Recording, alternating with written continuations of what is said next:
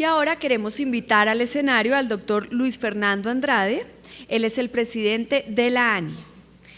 Él nos acompaña en este evento para hablar sobre la infraestructura y su impacto en el transporte. Doctor Andrade, bienvenido.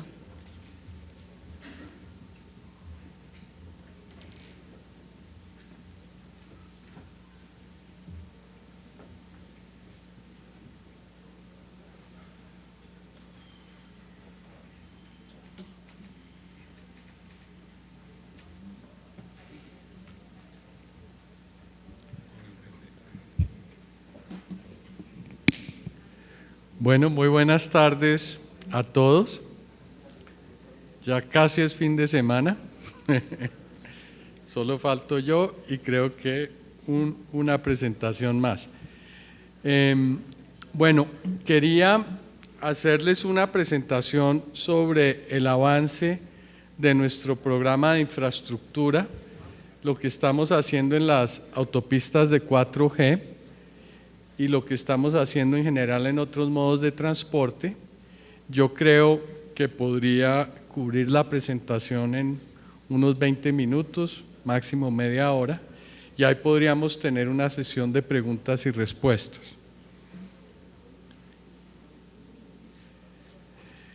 Lo primero, tal vez para conocimiento general, es ¿qué es la ANI?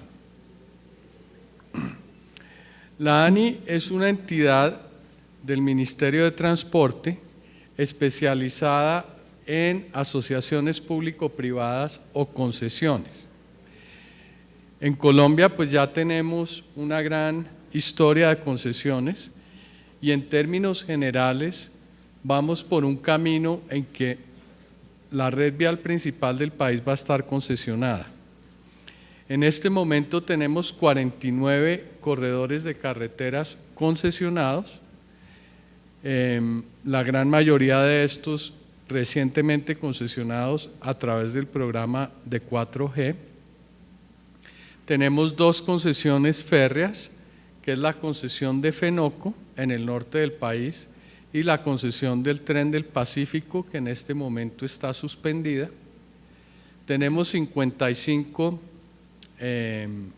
terminales portuarios y tenemos 7 contratos de concesión aeroportuarios que abarcan los 17 principales aeropuertos del país. En términos generales, lo que hemos encontrado aquí en Colombia es que la mejor forma de construir la infraestructura de transporte es a través de asociaciones público-privadas o concesiones. ¿Y por qué es eso? Este momento es el mejor ejemplo para demostrarlo. El gobierno está sin 5, no tenemos un peso. Se cayó el precio del petróleo, eso llevó a que cayera el recaudo fiscal y el dinero se está invirtiendo en las principales prioridades del país, en lo que es la salud, en lo que es la educación, en lo que es la seguridad, la policía y las Fuerzas Armadas. Entonces no queda mucho para hacer inversiones y la única forma en que podemos hacer inversiones de gran envergadura es si nosotros apelamos al esquema de asociación público-privada. Y ustedes que son pues mis principales clientes, los usuarios de las vías, también saben que si una vía no tiene buen mantenimiento, que si pasan 3, 4 años sin mantenimiento, se vuelve de muy mala calidad el tránsito. Y las asociaciones público-privadas lo que nos garantizan es que siempre tenemos una firma allí responsable del mantenimiento de la vía y responsable de prestar todos los servicios de emergencia, servicios de ambulancia, servicios de grúa, inclusive apoyo a la policía de carreteras para que pueda haber un tránsito mucho más seguro en esas vías. Entonces, eso es lo que hace la ANI, asociaciones público-privadas, y el país pues ha decidido que ese es el modelo para construir la gran infraestructura del transporte en el país. Ahora, ¿qué estamos haciendo? Lo primero es asegurarnos que todos los contratos de concesión que venían de antes aceleren su ejecución, porque desafortunadamente en Colombia estos contratos han tenido muchos problemas y han tomado mucho más tiempo de lo que se esperaba. Y nuestra tarea en los últimos años ha sido encontrar la forma de acelerar esa ejecución. Aquí les voy a ir pasando los diferentes proyectos.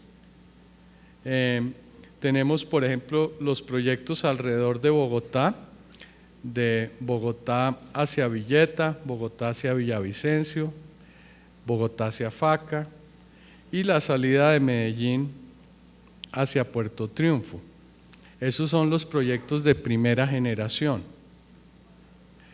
Luego, el único proyecto de segunda generación que tuvimos fue el de la malla vial del Valle del Cauca. Y vienen luego los proyectos de tercera generación, como son BTS de Bogotá, Tunja, Sogamoso, Córdoba, Sucre, Ruta Caribe, la Ruta del Sol, Sector 2, la Ruta del Sol Sector 3 y la Transversal de las Américas. Todos son estos contratos que se están terminando en estos días o en plena ejecución. Vamos a terminar, por ejemplo, la doble calzada entre Bogotá y Villeta en el mes de agosto. Ya solo nos falta 1 kilómetro. Y estamos a punto de terminar lo que es la de Bogotá-Tunja. Ahora en el mes de julio, al final de este mes, vamos a tener lista la variante de Gachancipá, que es uno de los grandes trancones entrando a Bogotá. Y en el mes de diciembre terminaremos el paso por el puente de Boyacá. Como ustedes pueden ver, pues ya hay mucho avance en estas vías y debe facilitar mucho lo que es el tránsito de los buses de pasajeros y debe incentivar bastante lo que es el turismo en el país. Ahí pueden ver ustedes todas estas obras y el valor desde el momento en que fueron contratadas. Algunos de estos contratos pues datan de los 90, no son recientes, otros son más recientes como los de la Ruta del Sol que se contrataron a finales de la década pasada. En total, todos los contratos de primera, segunda y tercera generación en pesos de hoy tienen una inversión cercana a los 18 billones de pesos. Entonces, nuestra primera tarea es entregarles a ustedes estas vías. Ahora, nuestra segunda tarea es entregarles lo que se llama la cuarta generación de autopistas. Este es un plan muy ambicioso, porque fíjense, en los últimos 20 años, desde que se comenzó a concesionar en Colombia, concesionamos 18 billones de pesos en 20 años. En 5 años, una cuarta parte del tiempo, estamos concesionando 50 billones de pesos. Y eso es lo que va a transformar la red vial nacional. Cuando termine este programa, y ahí ven ustedes todos los proyectos, las principales vías del país van a estar concesionadas y van a estar con especificaciones que les van a permitir a los buses de pasajeros ir a velocidades entre 60 y 100 kilómetros por hora. En términos de dobles calzadas, vamos a tener 1.400 kilómetros más. Eso se le suma a los que se están construyendo en la primera, segunda y tercera generación, lo cual va a permitir que en el año 2021 en el país tengamos 3.400 kilómetros en dobles calzadas. O sea, 11.000 kilómetros de la red nacional van a estar concesionados, 4.000 de antes, 7.000 nuevos, y de esos 11.000, más o menos el 30%, 3.400 van a estar en doble calzada. Bueno, aquí podemos ver todos lo que son la ola 1, la ola 2, la ola 3. No sé si valga la pena entrar en cada uno de los proyectos, pero lo que es relevante es ver cómo ya se tiene un cubrimiento muy amplio de todo lo que es la red vial nacional.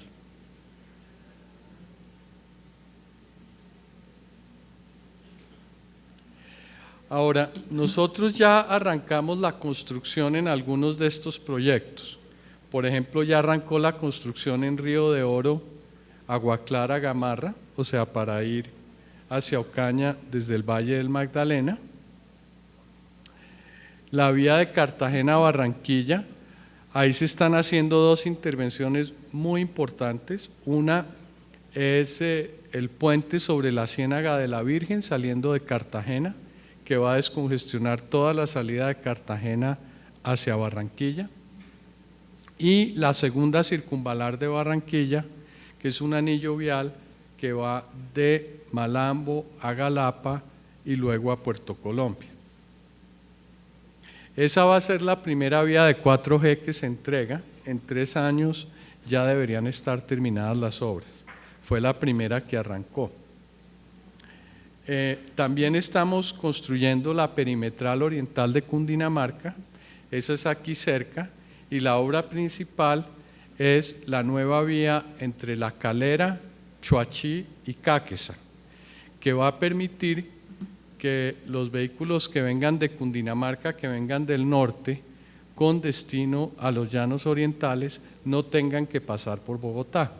Se puede ir por Sopó, La Calera y eventualmente llegar a Cáqueza y evitarse las 3 horas de pesadilla que es pasar por nuestra grande ciudad.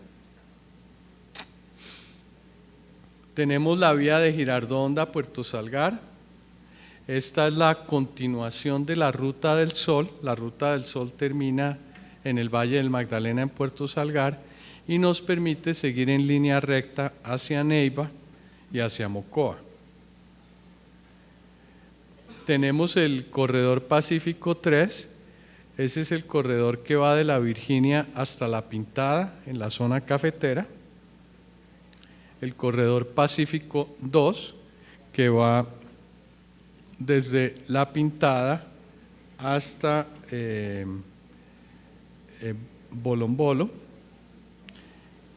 Y tenemos también lo que llamamos el corredor Magdalena 1 de Puerto Berrío hacia Remedios. Y de Remedios hasta Caucasia. Todos estos proyectos es lo que llamamos la ola 1 y ya están en proceso de construcción. Esto, por cierto, va a dinamizar mucho la economía este año que andamos con problemas en lo que es la minería y el petróleo.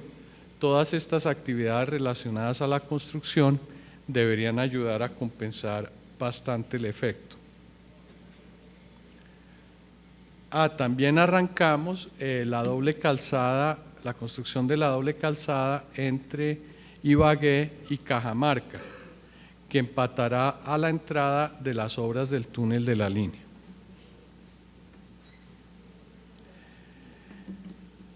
¿Cuál es el efecto macroeconómico de todo esto que estamos haciendo? La inversión privada en infraestructura, o sea, la inversión que hacen los concesionarios, cuando inició el gobierno del presidente Santos, fue de 2.8 billones de pesos en el año 2010. Principalmente en carreteras, como pueden ver ahí, 1.9 billones, pero también unas inversiones muy importantes en puertos y en aeropuertos. En ese año estábamos en el pico de la construcción del aeropuerto El Dorado, por eso se ve un número tan grande ese año en lo que son las inversiones aeroportuarias. Ya en el año 2014, 4 años después, habíamos aumentado muy significativamente la inversión privada, principalmente acelerando el desarrollo de los contratos en concesión a 4.8 billones de pesos. El año pasado, el 2015, cerramos con 5.5 y con la entrada en ejecución de 4G, la inversión anual va a llegar a 10 billones de pesos al año, principalmente carreteras, pero también inversiones muy importantes en puertos, en aeropuertos y en menor grado en ferrocarriles.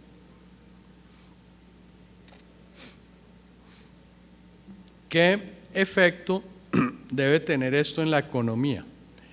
Durante el periodo pico de construcción que arranca el año entrante, 2017, 18, 19 y 20, se espera que la economía crezca 1.5% más de lo que hubiera crecido sin estas obras.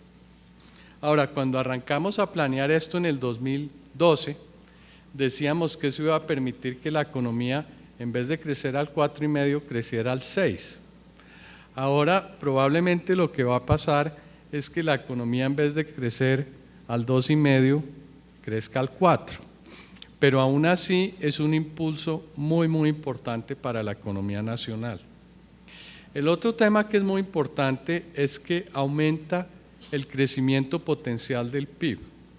Yo no soy economista, pero los economistas dicen que cada país tiene un potencial de crecimiento y que si crece más rápido de eso, comienza a tener problemas de inflación, problemas de balanza de pagos.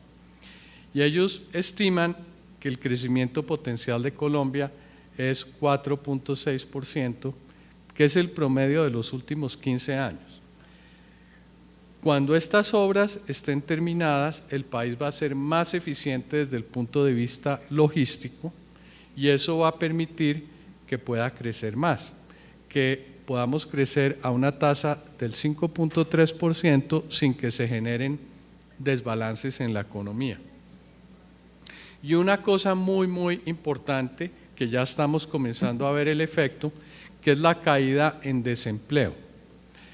Cada proyecto de estos, cada concesión, emplea más o menos 3,000 personas. Eso quiere decir que si tenemos 40, emplea más de 100,000 personas. Y por cada empleo directo que se genera un empleo indirecto, porque necesitamos apoyo en el transporte de materiales, en el tema de alimentación, en el tema de lavandería, etcétera, etcétera. Entonces, vamos a tener 200,000 empleos como consecuencia de este programa que equivalen a 1% de la fuerza laboral de Colombia. En Colombia hay 20 millones de personas trabajando, 200,000 es el 1%. Eso va a ayudar mucho también a dinamizar la economía en los próximos años.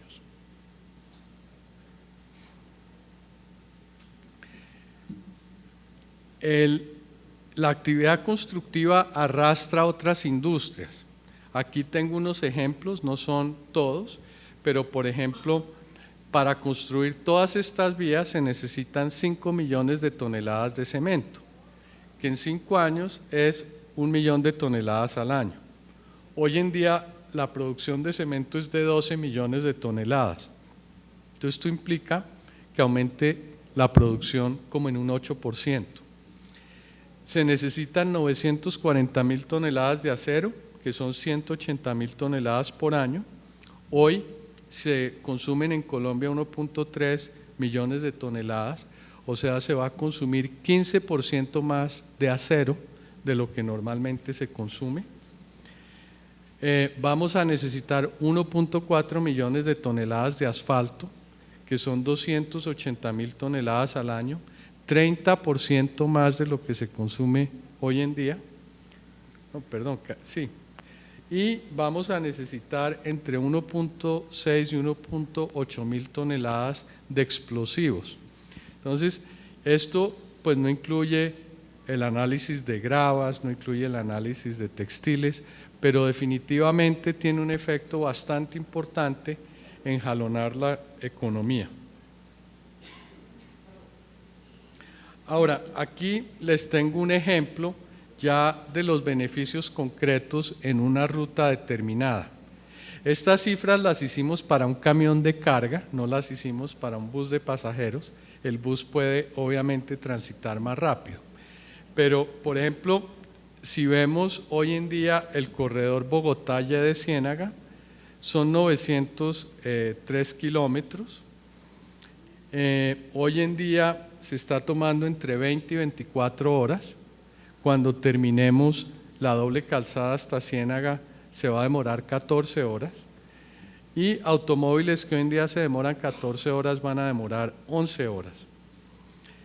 y las velocidades de diseño van a permitir ir entre 60 y 100 kilómetros por hora en todo el trayecto.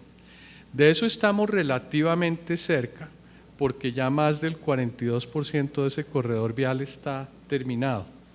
Yo espero que en los próximos 3 años ya se termine la totalidad del corredor de Bogotá hasta el Caribe. En el corredor Bogotá-Cartagena, ahí podemos ver lo que va a ser la evolución en años diferentes. En el 2011, cuando arrancamos, se tomaba 30 horas en un camión ir de Bogotá a Cartagena.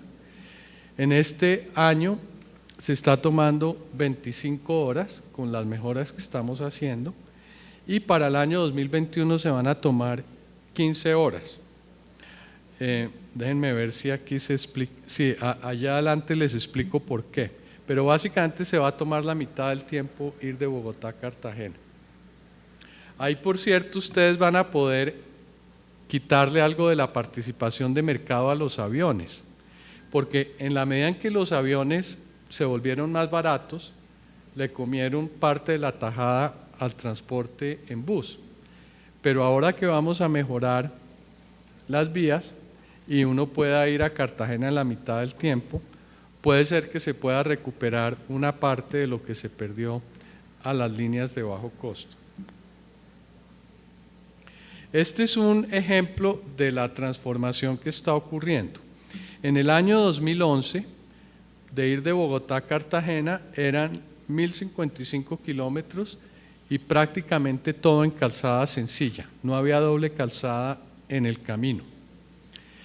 Si nos paramos hoy en el 2016, y esto incluye las proyecciones de los próximos 6 meses, la distancia es menor y estamos hablando de que ya más de la mitad de la vía está en doble calzada, 518 kilómetros. Y en el 2021 vamos a tener más de 600 kilómetros en doble calzada, pero lo interesante es que la ruta óptima va a cambiar. Hoy la ruta óptima para ir hasta Cartagena es pasando por Bosconia, es lo que ustedes ven arriba. Es hacer Bogotá, San Roque, Bosconia, luego Carmen de Bolívar y Cartagena. En 5 años la ruta óptima va a ser otra, va a ser Bogotá hasta el Burro en la Ruta del Sol, todo en doble calzada, y ahí, no sé si alguno de ustedes ha transitado por la transversal Momposina en los últimos meses, pero ya está toda pavimentada desde el Burro hasta Monpós. Estamos ahora entrando en un nuevo contrato de concesión para hacer variantes en los pueblos, que no solo quede pavimentada, sino que no haya que pasar por en medio del Banco, por en medio de Guamal, por en medio de Monpós. Y luego se plantea una nueva vía, una vía directa entre Monpós y Carreto, que ahorra mucha distancia. Y ahí de Carreto seguimos hasta Cartagena. Y eso es lo que va a permitir que entre el año 2011 y 2021 caiga a la mitad la distancia entre Bogotá y Cartagena. Bueno, yo creo que esa era la presentación, se me acaba de terminar el tiempo, pero en general yo diría que en los próximos años ustedes van a ver los mayores cambios que se han visto en la calidad de las carreteras en Colombia. Eso va a permitir transitar de forma más segura, más rápida y con menos costos.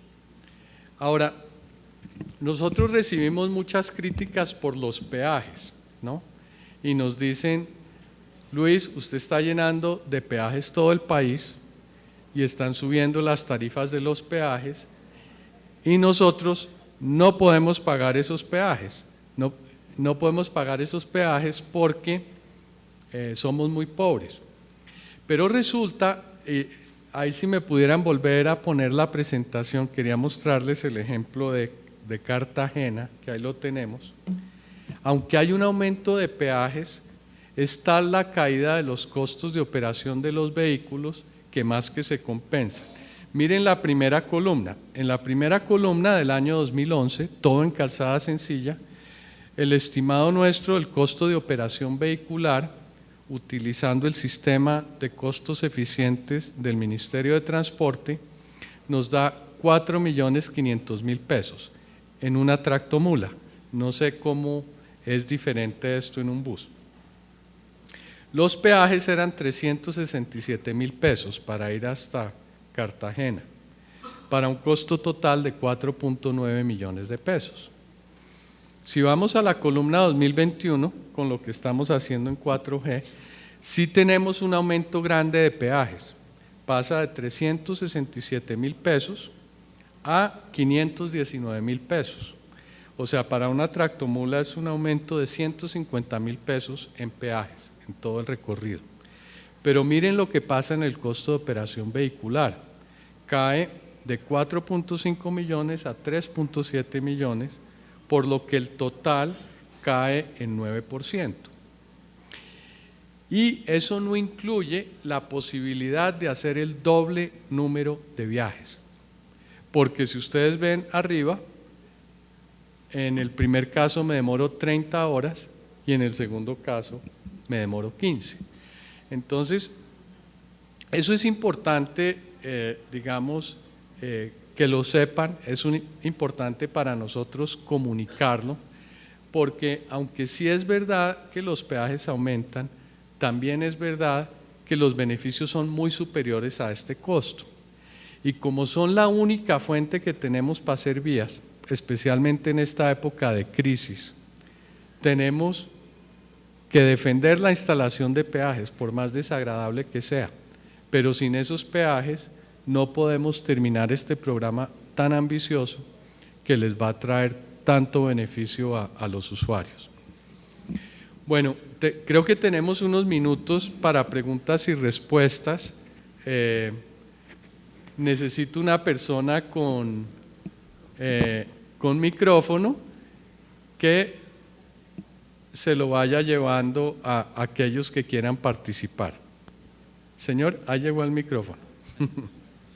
Bueno, ante todo, doctor Andrade, muy amable por presentarnos este ambicioso programa de 4G, pero para nosotros los del transporte intermunicipal tenemos algunas preocupaciones, las dificultades que se han tenido, y yo no sé si la ANI tendrá previsto en estos proyectos cómo va a ser la integración con los terminales de transporte que tenemos y también con los paradores que podamos hacer sobre la vía, porque ya vemos que de pronto hay muchas ciudades que ya no vamos a entrar, ¿cierto? Que se va a hacer.